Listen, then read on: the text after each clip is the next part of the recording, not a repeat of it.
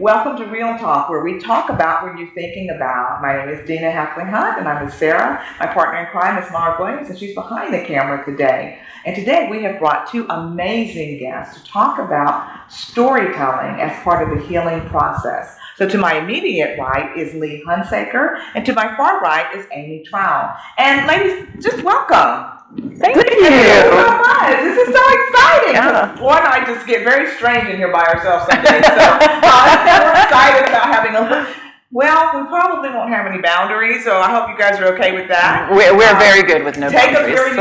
Take us where you will. We are going to talk about storytelling as a path to healing. Right. Okay, and as it relates to sexual assault, but I think just in general, we'd like to hear your take on that. So before we kind of dive in, I'd like you all to introduce yourselves to our audience and tell us a little bit about yourself. And we'll start with you, Lee. Okay, well, I'm Lee Hunsacker, Roanoke native. Lived in Austin, Texas for 20 years as a costume designer for film.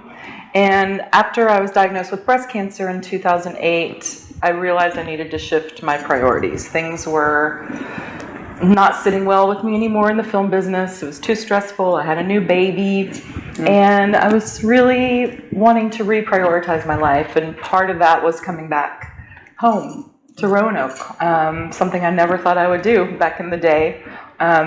And when I got here, I had no idea what to do with myself.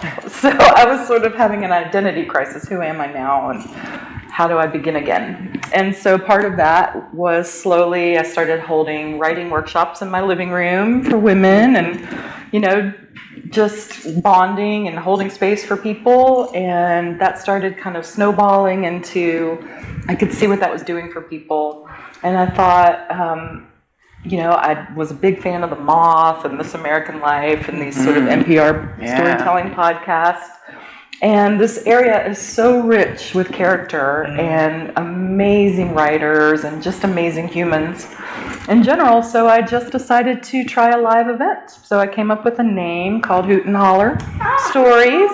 And I made a theme, and I made a Facebook page, and we held our first event at Sweet Donkey Coffee here in Roanoke. Wow. What year was that? That was 2016. Wow. Yep. So we're almost 5 years old now. And right out of the gate, it was sold out. It was like a line wrapped around the corner, people hanging from the rafters. It was just an incredible night of community. And so at that point, I knew I was onto something. So that set me on my path to writing and storytelling as a way of healing, as a way of connecting community. Wow. So here I am. That is amazing. And you hooked up with SARA. Gosh, what year was that? What year? 2 years? Well, before COVID. Yeah, exactly. But we'll talk more about that. But we did a very specific Hoot and Holler with Lee, and that's when we got to kind of connect. And this has been very cool. Amy, introduce yourself. Well, I'm Amy Trowell, and I am also kind of had a circuitous shifting path of somewhat similar to Lee. I started out with a degree in theater back in 2009 when I was just a scotch younger, and had kids, and then kind of did all kinds of different things. And we got here to Roanoke also, and lots of life happened once we got here. And I found myself kind of a single mom with 3 kids, and what do I do with myself? What do I do with my life? And certainly somewhat occurred to me as well, like I need to do something creative, and I need to do something that connects me with the community here. And I opened a little theater space pre-COVID called Theater 3, and part of that mission was to open space for folks to be able to tell their stories as well. And I've done a lot of improvisation in the meantime, and now I do a good bit of playwriting, which I feel is really, the improvisation really helped fuel some of the plays and the stories that I create through there. So I've really enjoyed that as a process as well. That is so cool. And Amy and I have a connection because I played a talking penguin in periodically there's a talking penguin in one of my plays, and I model it after Dina, so it's very cool. These connections, these are great. Well, just let's talk a little bit about storytelling in general. I think anybody who's ever read a story to a toddler Gosh, toddler to preschool. I don't think you can help it. You have to do the voices, and you have to get, animated, and to say it again. And if you're like me, I will freely admit I often skip pages as I get more tired before the child. Mommy, you left a page out. But just in a bigger picture, what does storytelling do? We've used storytelling for generations to teach, to impart some wisdom, to tell it a way that we couldn't tell it in our own words. Where do you see applications, just natural applications for storytelling? I mean, I see it as a way of kind of preserving our history. Mm-hmm. I see it as a way of families, generational, keeping grandma and great grandma alive. They become myths almost. They become, bigger than life. It's a way of remembering who we are, where we're coming from, and maybe who we're going to be later. So I just think there's just a beautiful thread through time. And by saying stories out loud and by gathering and talking, it's just such a beautiful honoring of history and the future, really. Nice. We're living stories as we live and breathe constantly. So that's my take. I love all of that. I love history. I think it also opens a space where we connect. I think we humans generally desire a way to connect with other people. And I think in a lot of different kinds of stories, and I think what's so beautiful about Hoot and Holler is almost all those stories you connect with some piece of humanity in there. Even if the details are different, like even you talk about grandmothers, like having grandmothers, loving grandmothers, and we all, or not we all, but many of us have those connections. And I think that's what's so beautiful about storytelling is it reminds us how we're connected to the big picture and each other, the little bits, but also the big pieces too. I love that connection and history and generations. So let's pivot just a tiny bit. I think that one of the things that I love about theater and storytelling is it kind of makes you can be removed by just as an observer, but a very talented and gifted storyteller, actor, will pull you in. And then you find yourself kind of losing something as you involve yourself in the process, which can be a little scary, but can also be very powerful. So talk to us about healing and storytelling. Why does that happen? How does that happen? What do you think about that? Well, I've seen it firsthand over and over and over again. Not that, I never want to claim like you're going to be healed once you tell your story. That's a big claim. Right. However, what I have witnessed over and over again and what keeps me motivated and excited by this process is an unburdening of your truth, and not in like a group therapy way, but in a way of I've been holding this truth, my truth, right here for however long, decades maybe, or just since last week, whatever it is. Right.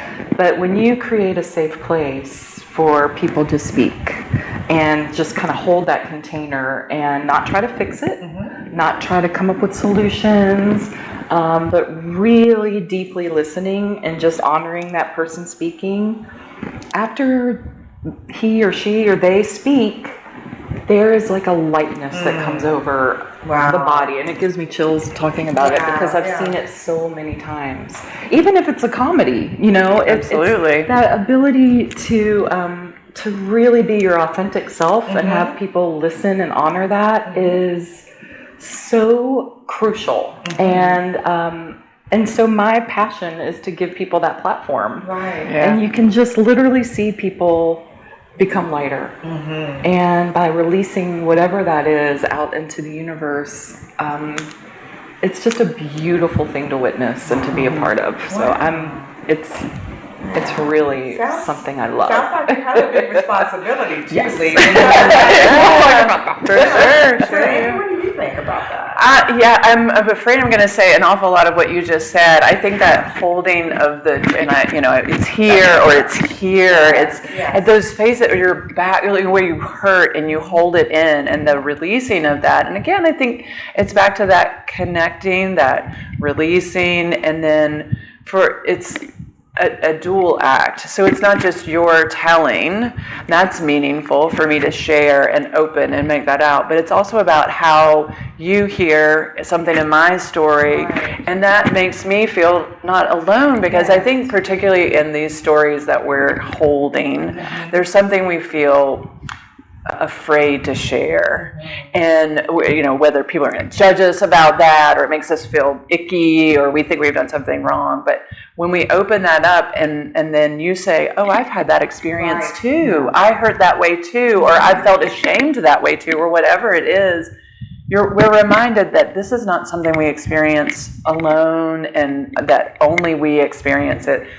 Many of these are human experiences, and I think, again, back to that opening, and we get to be all together instead of bottled up and just inside our own selves. So that's really cool. And I'm thinking about you as an instructor, a teacher, professor. And so much more than what it is. I am just very impressed. Well, thank you. You're sort of fangirling over here.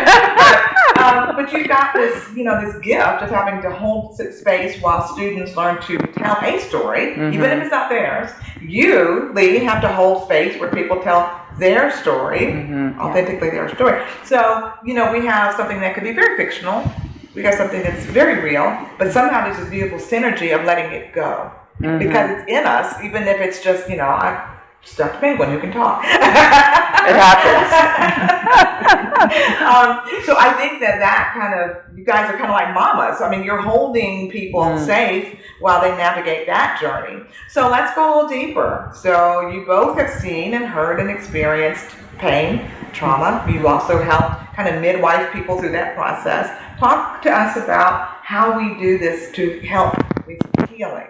I'm specifically thinking about sexual assault and our journey together, but also just in general, I think that women find it difficult to be anything other than perfect on the outside, or a blubbering mess. Either way, either it's a hot mess and you just love me anyway, or I am perfect. Let's not go deep. Right. So, as an avenue, a path, a journey toward healing, talk to us whatever comes up for you about how storytelling, either in a fictionalized way or your own story, how does that help? How can we help people with that? You talk first, and then I'll comment. Well, and I think specifically when we're talking about sexual assault, we're talking. So we've got all those negative emotions that might be associated with that, whether that's shame or guilt or whatever bad feelings you have associated with it. So we want to hold those in again, because we don't. It feels yucky to feel shame. It feels yucky to feel vulnerable even. So I think by releasing those things again, so many sexual assault stories. So I have a sexual assault story, and I got to share it at Hoot and Holler. And my story specifically was meant to be a secret, and I think often they are, and they're experienced between two people generally, and sometimes those spaces really have to be. They get in a space where we don't want to talk about them, whether because we're told not to or because we choose not to, because we feel like it's going to create bad. And I think that just creates, builds that, keeps that gate where everything behind it just builds and builds and builds. So we don't feel less shame by not telling that story. We feel more and more and more shame and guilt and all those things. So I think the healing part comes in sharing that story and releasing that. And again, feeling like you're not alone in these experiences. You have nothing to be ashamed of in these experiences. The pain that you feel is very real, and that's a thing that we can share, and it's like opening up that wound and letting the good sunshine and all the good things come to it and heal it up. Yes. Right. Yes, again. Ditto. Yes, for sure. I think, again, it is knowing you're not alone. Giving permission to speak it is sometimes more than half the battle. Of actually saying the words. And then having the receptive And you don't have to have an audience to tell these stories, Sure. of course. I mean, that's very important. Yes, of course. I mean, even sometimes allowing yourself to write it, Yeah. not another human being will ever see it, but getting it from your head to your heart to your hand to a pen even is such a beginning of the process of just taking a little bit of that burden away and giving it less power. So again, giving a safe place, should you choose to share your story, is a huge priority for me personally. But I think that once people do feel ready to share or to at least write it down, you can begin to see those layers being peeled away. And again, not trying to fix it, not trying to say, okay, well then, now that you've told it, it should be over. You know, it's going to live with you forever. That's so good. But to just give it voice in whatever way. I love that. I think a beginning of the journey. I love that. I remember working with children and they'd have a secret and I'd hold my hands like this and say, let me have it. And that teaching them early that it takes some of the power away when you can say it out loud and share it with somebody who still loves you. I loved you before you told me. I love you after you told me. And I love that. So let's talk a little bit more about that fear. That fear when you know that this is going to help you, baby. Come on, let me have it. What do you think that? I think you spoke to shame. What else do you think that is? That specifically women hold it. And just I do the same thing. Right. It's here. Where it is. What is that? I think we fear. We're so much more unkind to ourselves than we are to each other. So I think we fear that we're going to hear all those things that we said to ourselves, and oh, that this makes you yucky, or you shouldn't have done that, or you're bad. When we say it to the right people who love us and care for us, they say, of course not. So I think the fear is that we're going to reinforce those bad messages that we have already. I wonder sometimes too, as I'm saying this out loud, this is maybe a totally random thought, but I think we start to become defined by the thing that happened and the whatever. So maybe we fear that we might have to be something else too. I need to snap.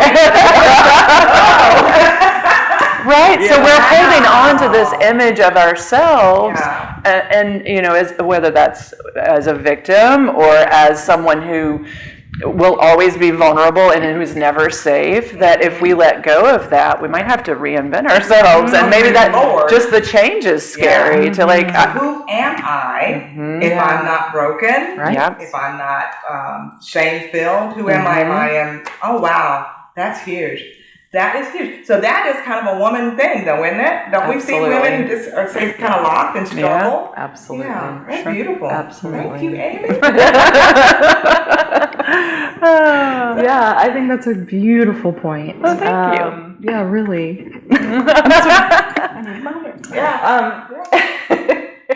We do a lot here, don't we? Yes. Got a thumbs up from the camera crew. So what do you think about that, besides being kind of breathless now? I don't even remember what the question was. I'm so enraptured by this. We just kind of talked. So yes, I think, especially as women, having sometimes being pressured either by society or media, and especially in this time of social media, having to hold up these norms of having it all, of being tough, of not being vulnerable, of not letting our guard down. And the fact is, when we do, and I see this at Hoot and Holler, when somebody shares something vulnerable, the nodding head, the nodding heads, where that thread of connection, it might not be your story, but the more authentic and truthful that a person is when they speak their story, there's always going to be some kind of thread of connection, whether it's just connecting to an emotion of shame or guilt.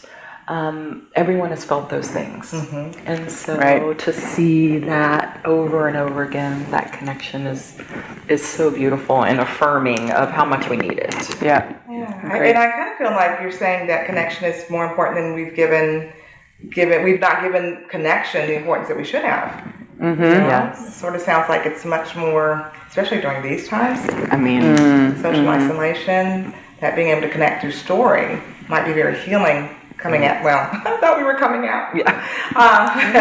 Come back in, go back out. Coming out and getting to the other side of this. What a wonderful way to kind of start that healing process as well. It's really cool. So what would you recommend to a woman who is, watching and kind of going, oh wow, maybe it's time. So a woman who would like to explore this modality and from the least intrusive to the most powerful on the stage way, what would you recommend to a woman who's just wanting to start to get free of that whatever that she's holding on to? I mean, my go-to is to just write it down. Yep. So journal. The journal was going to be my exact. Yep. Yeah. I mean, and again, it can be in your own tiny corner of wherever, a safe place where you feel good, where you have a nice juicy notebook and a writing implement. For me too, I love the act of physically writing and not typing. Yeah, me too.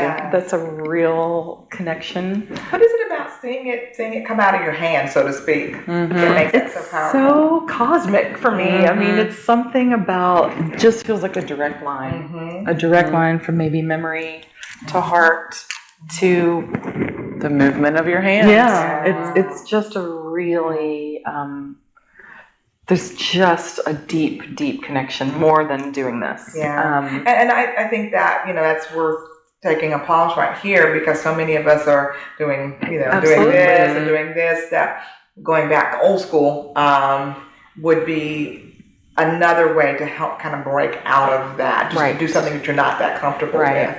My son told me they don't teach cursive anymore, Mom. Get over it. Right. I know, right? What is that? I can't even. No. No. But, Another podcast. But having it come, I think, like you said, seeing it is something about that. And the other thing that I always stress, and it's so hard for people to break out of this, is it doesn't have to be a complete sentence. It doesn't have to have punctuation. It can be misspelled.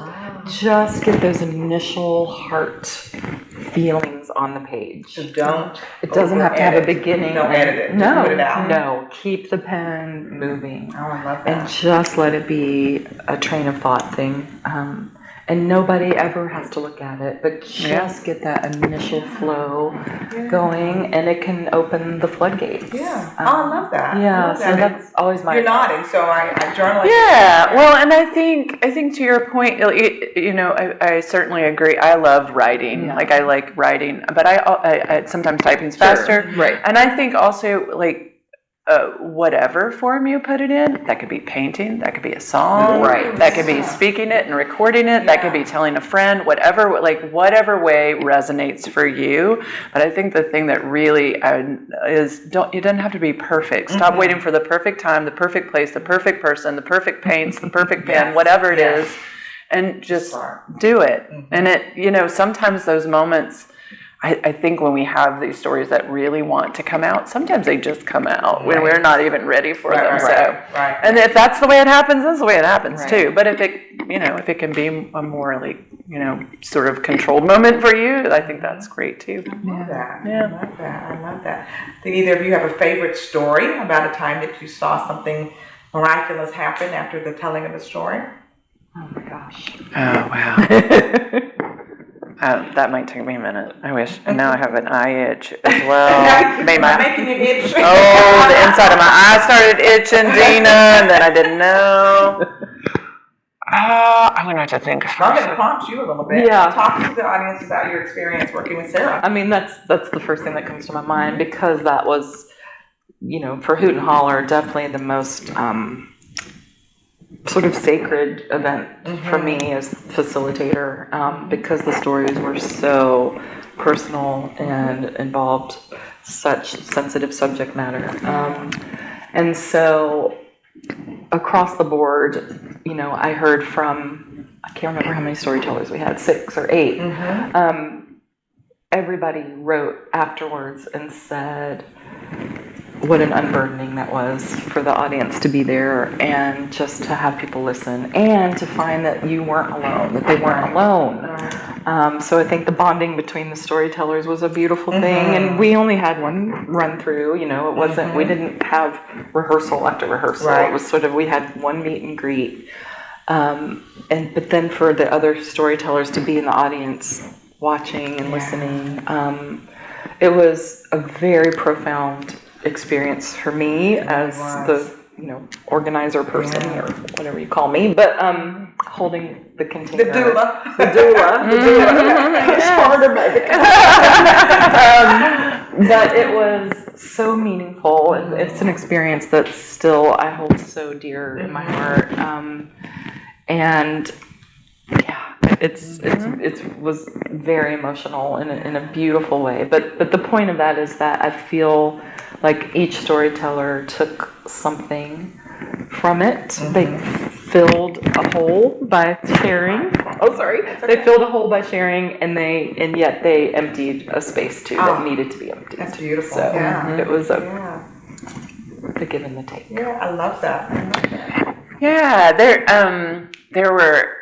That night was very incredible, and I was very honored to be a part of it as well. And I think what I recall from standing on the side, other than my own heart beating out of my chest as I waited to go on stage, was watching people in the audience hear the story and do exactly that nod, and that seeing people in the audience with tears in their eyes. Sometimes because they knew the person, sometimes because they knew that feeling or that moment or that fear or that whatever, because there was a wide range of experiences that people talked about, but sometimes those little details that were in there that really touched an audience member that you were like, that, I know that. Like, I know the way that feels. I think that's what I really enjoyed about those sharing of stories is, it's not just between the storyteller and one person, but you're really sharing it with that group.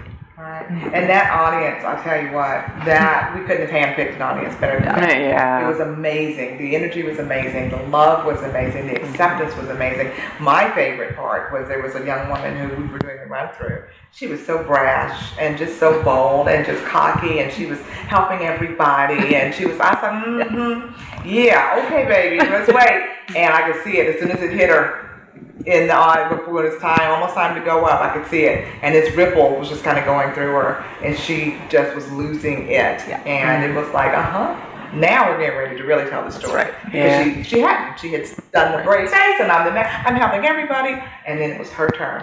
And I just remember standing close enough for her to feel me, and I got my arm around her, and she was just vibrating. But something happened when she spoke it, and I'm like, yes, there you go. So the whole thing is very just overwhelming, even 2 years later. But I can attest that is amazing and powerful and healing and cleansing, all that good stuff. Yes, absolutely. So I guess we need to do it again. Yes. And so as we wrap up, just anything else you'd like your audience to know? I would love to be hearing that there were dates where we could see you guys soon. I know with this spike in cases, we're having to be cautious. But any last thoughts or affirmation or anything that you'd like to leave us with today? I say, if you have a story, tell it however you can, and know that it's going to be helpful for you, but it's probably going to be helpful for somebody else too. And that's what I think is great about being able to share. Thank you. Right. And to add to that too is that your story is worthy of being told. You are worthy of being heard, and there's nothing too big or too small. It all matters, and your voice matters. So yes, in a perfect world, you can find that safe space to tell it. Even if it's just between you and your notebook. That's right. I love it. Thank you so much. And just as part of the SARA staff, we just want to remind you that it's not your job to fix it.